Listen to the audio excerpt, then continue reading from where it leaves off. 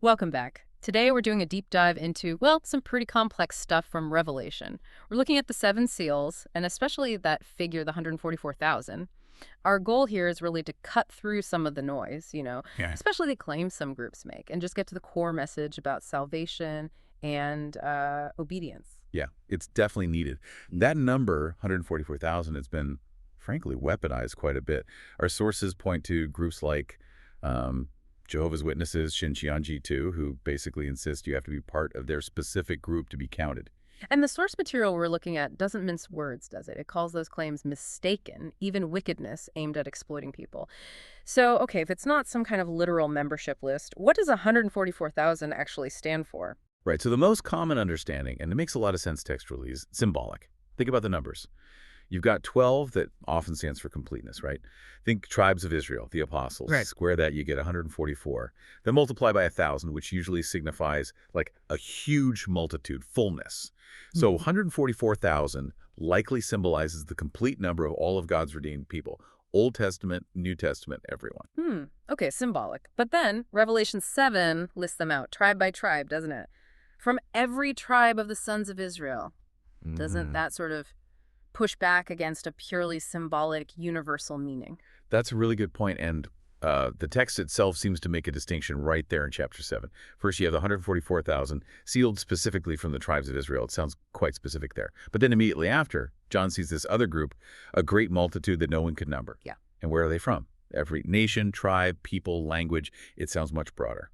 Okay, so two groups described back to back. Exactly.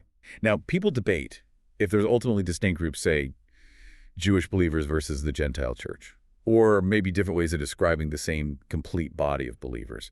But here's the critical part, either way you read it. The condition to be part of either group, to be sealed, is identical.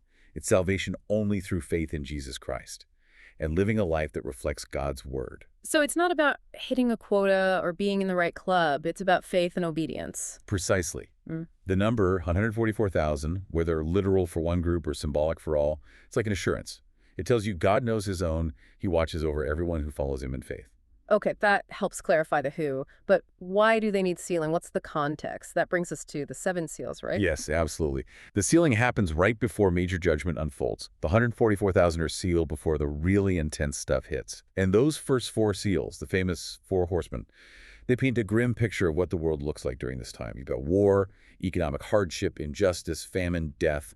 It's describing a hellish kind of life. Intense tribulation. So the seal isn't like a get-out-of-jail-free card from suffering. Not at all. It seems to be more of a mark of ownership and protection through the suffering. Confirmation that these people belong to God, even in the midst of chaos. They're being preserved through the tribulation. Right. So given that incredibly tough backdrop, what does Revelation 14 tell us about the character of these sealed individuals? How did they live? Chapter 14 gives us a fascinating snapshot. It's less about religious acts and more about their core spiritual state, their faithfulness. They're described metaphorically like they have not defiled themselves with women, for they are virgins. Virgins? How do we understand that? Well, most commentators see this symbolically. Not necessarily literal celibacy, but spiritual purity. In Revelation, harlotry often means spiritual compromise, idolatry, being defiled by the world system. So virgins likely means they kept themselves spiritually pure, loyal only to Christ. Okay, so spiritual fidelity. What else? It says they follow the Lamb wherever he goes. That points to just radical obedience, doesn't it? Total commitment. And they are blameless. And no lie was found in their mouths. That's incredible integrity, especially under pressure. Wow. Blameless, no deceit, following totally. That's a high standard, particularly when you remember they're living through that great tribulation you mentioned. Exactly. They're the ones coming out of that intense persecution. They've washed their robes in the blood of the Lamb. Their purity isn't self-achieved. It's through Christ. But they live that redeemed life faithfully.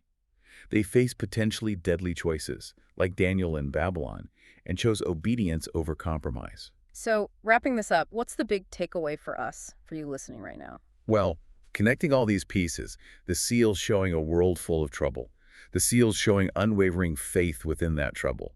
The sources consistently suggest our job isn't primarily to try and force this world into becoming heaven.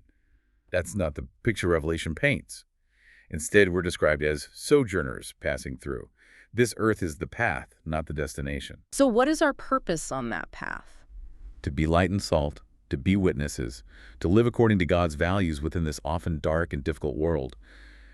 I think the final thought here, the real challenge from looking at the seals and the sealed, is about resolve. It's about committing to walk that path of faith without compromise, no matter what's happening around you, trusting that God has indeed taken responsibility for his own.